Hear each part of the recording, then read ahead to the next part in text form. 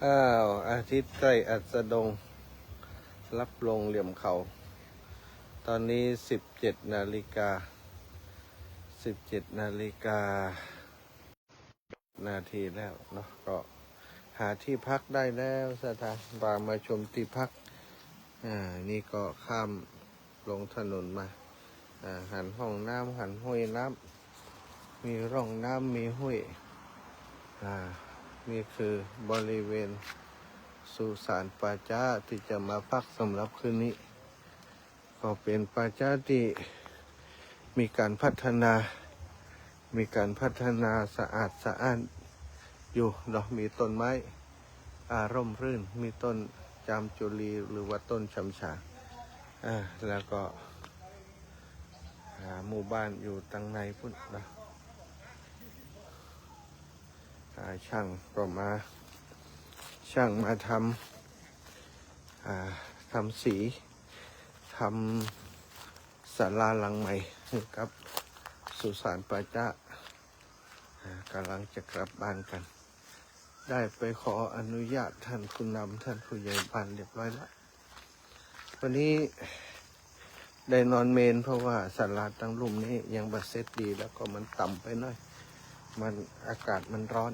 ข้างบนนี้รู้สึกว่าจะโปร่งสบายหน่อยก็เลยนอนที่บนเมนกว้างโปร่งแล้วก็สะอาดวันนี้นอนบนเมนหลังนี้เป็นเมนบ้านต้นพึ่งหมู่ที่3ตำบลแม่หอพระอำเภอแม่แตงจังหวัดเชียงใหม่ข้างเมนมีข้างป่าช้าสุสานก็มีการปลูกใบย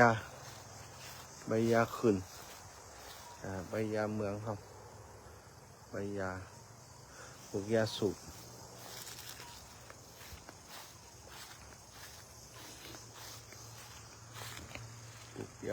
ไร่ยาสูบ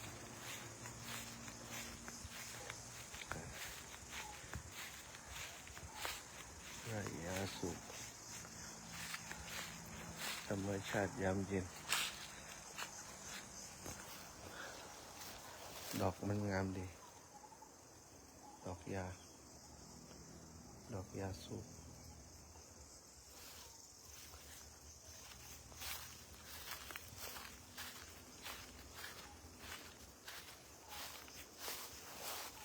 ตั้งด้านทิศตะวันออกนะตะวันตกด้านนี้นี่เป็นด้านทิศตะวันออกอยู่ตรงนี้ด้านทิศตะวันออกของเมนมีปลูกข้าวโพดเป็นไร่ข้าวโพดของชาวบ้าน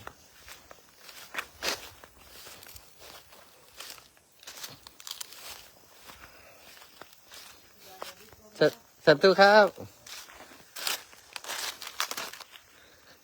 เป็นไร่ข้าวโพดแล้วก็เจ้าบ้านเป็นทำสวนครัวเนาะพืชผักสวนครัวมีถั่วทำถั่ว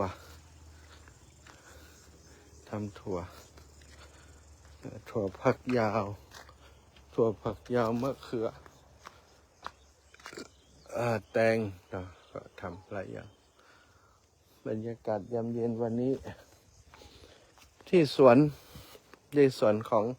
เกษตรกรพี่น้องเจ้าบ้านบ้านพึ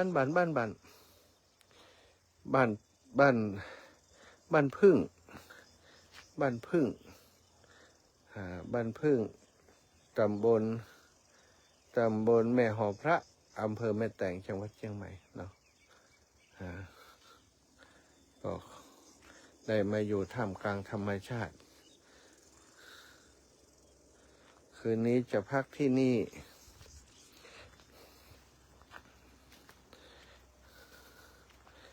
สุสานบ้านแม่พึ่ง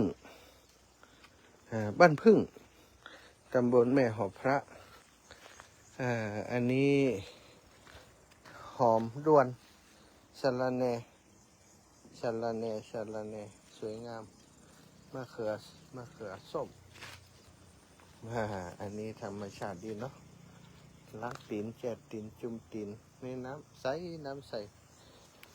ไหลเย็นเห็นตัวปลา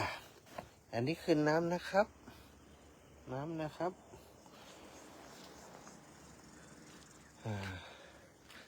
ต้นเต๋าเป็นภูมิใหญ่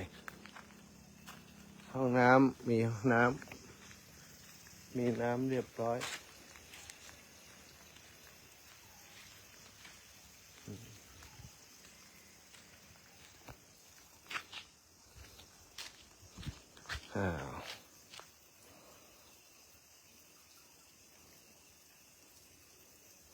แล้วเรียบร้อยอันนี้คือที่นอนดูเส้นหน่อยไหม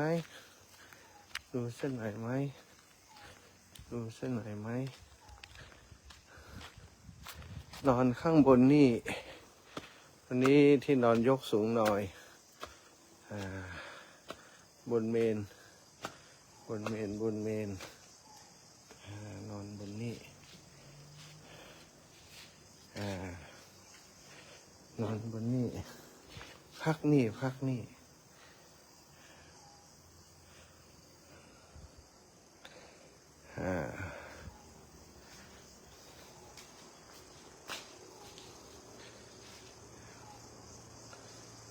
ขอบคุณสำหรับญาติโยมที่ใส่บาตรวันนี้นะพี่น้องสันทรายหลายหมู่บ้านแม่เจดีย์แม่ครัวบ้านแฝก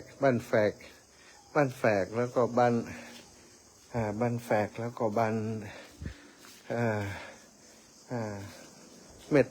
บ้านเมตแต่หนองไหวเนาะบ้านเมตแต่หนองไหวนี่คือที่พักสำหรับค่ำคืนนี้บ้านพึ่งหมู่ที่ 3ตำบลแม่หอพระอำเภอแม่แตงจังหวัดเชียงใหม่อันนั้นก็คือจากข้างบนเมนมองลงไปที่ไร่ยาสูบดอกสวยงามธรรมชาติรังสรรค์สิ่งสวยงามไว้ให้พระธุดงค์มาดู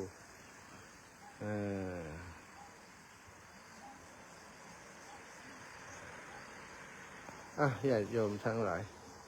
ได้พามาชมเป็นที่เรียบร้อยแล้ววันนี้ผ้าแห้งแล้ว